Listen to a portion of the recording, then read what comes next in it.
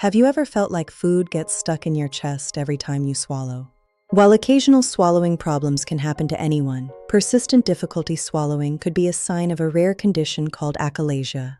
In this video, we'll explain what achalasia is, what causes it, the symptoms to watch for, how doctors diagnose it, and the treatment options available. To understand achalasia, let's first look at how swallowing normally works.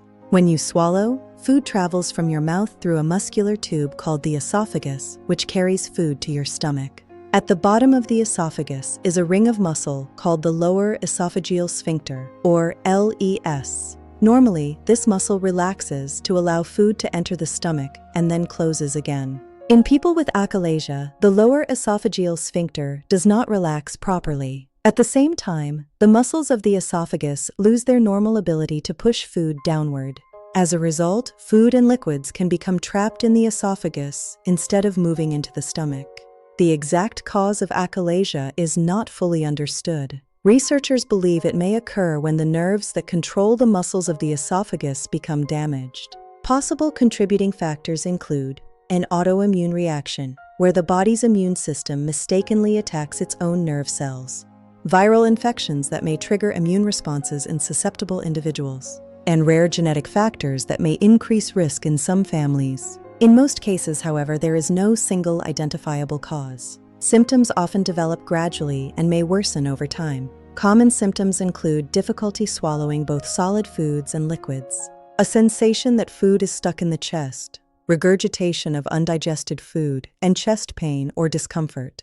Heartburn-like symptoms, coughing, especially at night, and unintended weight loss. Bad breath caused by food remaining in the esophagus. Because symptoms can resemble acid reflux, achalasia is sometimes mistaken for gastroesophageal reflux disease, or GERD.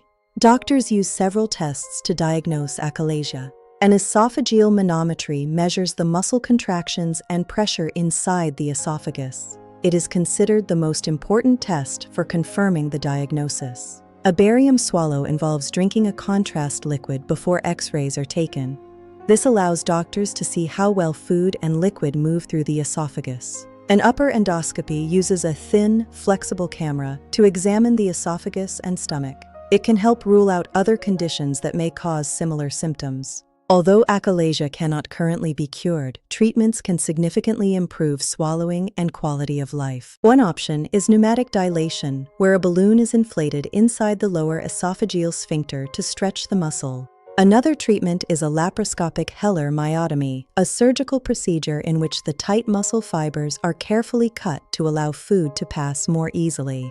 A less invasive option is pure oral endoscopic myotomy, or POEM. During this procedure, doctors use an endoscope passed through the mouth to cut the muscle. In some people, Botox injections into the lower esophageal sphincter may provide temporary relief, especially if they are not good candidates for surgery. Doctors may also recommend medications in selected cases, although these are generally less effective than procedural treatments. People with achalasia can often manage symptoms by eating slowly, chewing food thoroughly, and drinking water with meals, avoiding lying down immediately after eating, and following their healthcare provider's treatment plan. Regular follow-up is important because symptoms can return over time. Achalasia is a rare disorder that affects the normal movement of food from the esophagus into the stomach. While it can make swallowing difficult, modern treatments can provide relief. If you experience persistent difficulty swallowing, unexplained weight loss, or frequent regurgitation of food, consult a healthcare professional for evaluation. If you found this video helpful, please like, subscribe, and turn on notifications. Thank you for watching, and remember, this video is for educational purposes only and is not medical advice.